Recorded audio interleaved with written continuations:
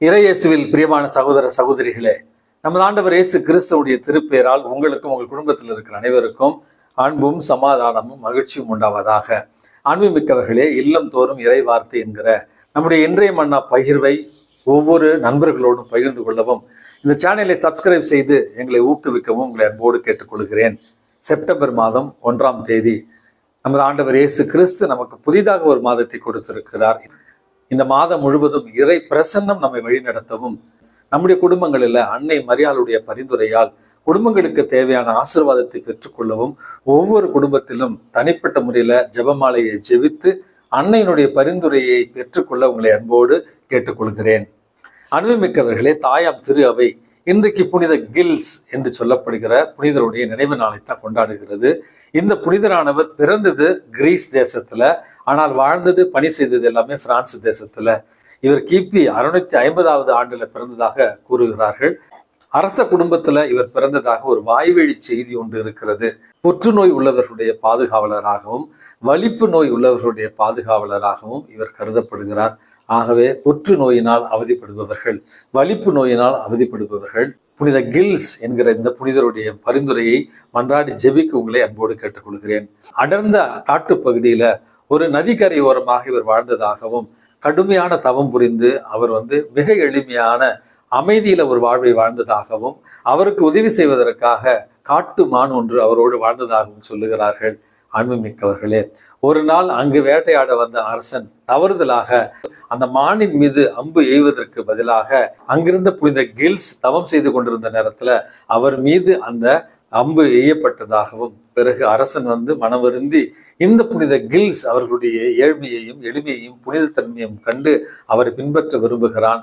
அதனுடைய ஒரு பலனாக ஒரு துறவு மடத்தையும் புனித கில்ஸ் அவர்களுக்கு கட்டி கொடுத்து பல இளைஞர்கள் அந்த துறவு மடத்துல வாழ்வதற்கும் புனிதத்துல வளர்வதற்கும் அரசன் உதவி செய்தான் என்று இவருடைய வாழ்க்கையில நம்ம வாசிக்கிறோம். அன்புமிக்கவர்களே, அவர் வாழ்ந்த அந்த காட்டு பகுதியில் இருந்த மக்களுக்கு நற்செய்தியை அறிவித்து அவர்களை கிறிஸ்துவுக்குள் கொண்டு வந்த ஒரு புனிதராகவும் புனித கில்ஸ் அவர்களை நம்ம பார்க்கிறோம்.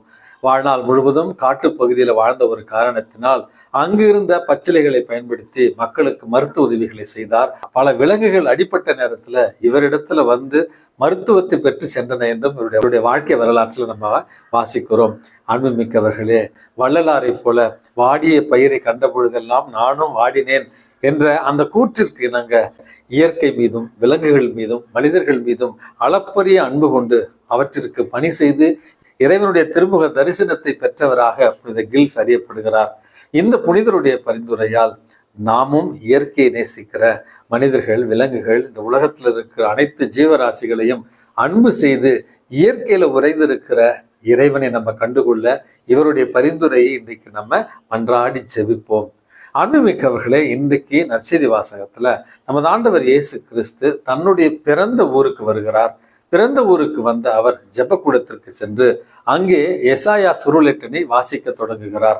ஆண்டவருடைய ஆவி என் மேல் உள்ளது, ஏனெனில் அவர் எனக்கு அருட்பொழிவு செய்துள்ளார். ஏழையருக்கு நற்செய்தியை அறிவிக்கவும், சிறைப்பட்டோர் விடுதலை அடைவர் என்று அறிவிக்கவும், பார்வையற்றோர் பார்வை பெறுவர் என்று முழக்கமிடவும், ஒடுக்கப்பட்டோரை விடுதலை செய்து அனுப்பவும், ஆண்டவர் அருள் தரும் ஆண்டினை முழக்கமிடவும் அறிவிக்கவும் அவர் என்னை அனுப்பியிருக்கிறார் அப்படி என்று சொல்லி இந்த வார்த்தை இன்று நிறைவேறிற்று அப்படி என்று நமது ஆண்டவர் இயேசு கிறிஸ்து சொல்லுகிறார்.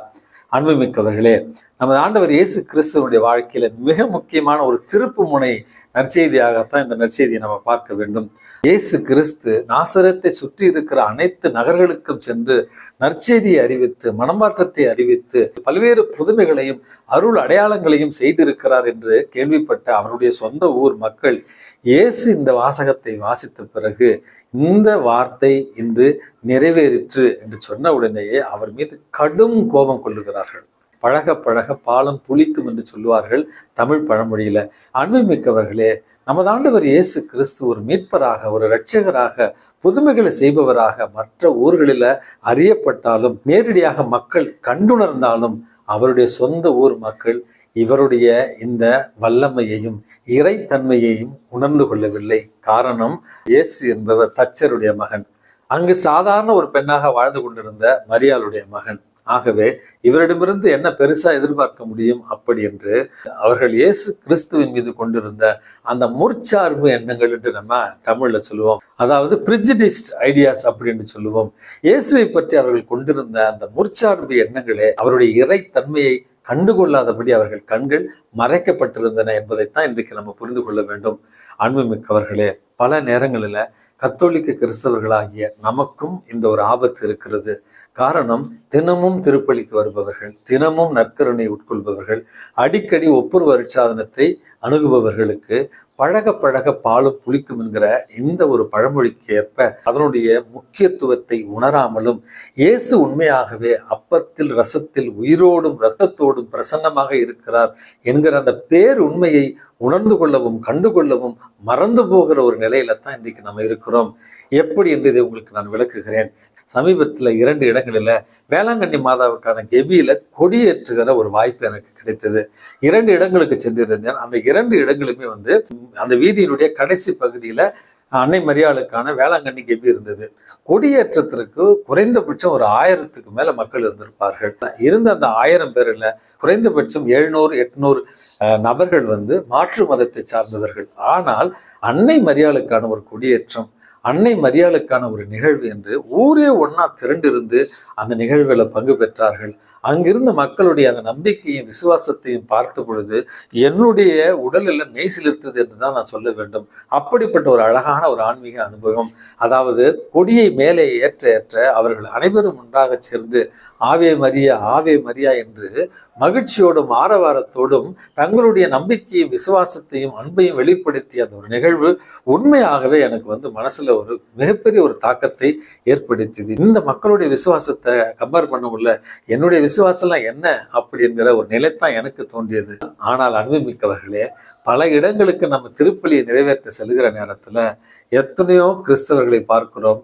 கிறிஸ்துவின் திருவுடல் அப்படி என்று நற்கருணை நம்ம கொடுக்கிற நேரத்துல ஏனோ தானோ என்று வாங்கி செல்கிற ஒரு மனநிலை, கையிலிருந்து பிடுங்கி செல்கிற ஒரு மனநிலை, வேண்டா வெறுப்பாக கையை நீட்டி வாங்குகிற ஒரு மனநிலை, அல்லது தகுந்த தயாரிப்பு இல்லாமல் வாங்குகிற ஒரு மனநிலை, இவற்றையெல்லாம் பார்க்கிற பொழுது எத்தனை முறை நற்கருணையில ஆண்டவர் உயிரோடும் இரத்தத்தோடும் பிரசன்னமாக இருக்கிறார்.